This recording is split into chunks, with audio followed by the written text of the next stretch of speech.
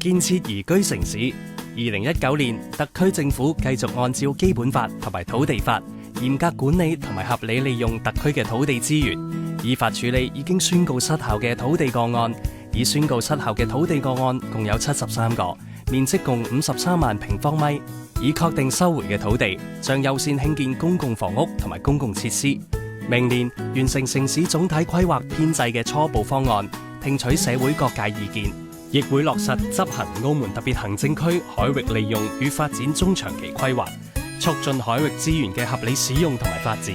早日完成討論樓宇重建業權百分比，為加快推動都市更新創造有利條件。同時加快新城各區嘅建設，包括 A 區同埋 E1 區嘅設計同埋建造工程，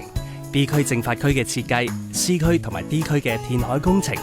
公屋建設方面，除咗加緊興建台山社屋同埋望廈社屋第2期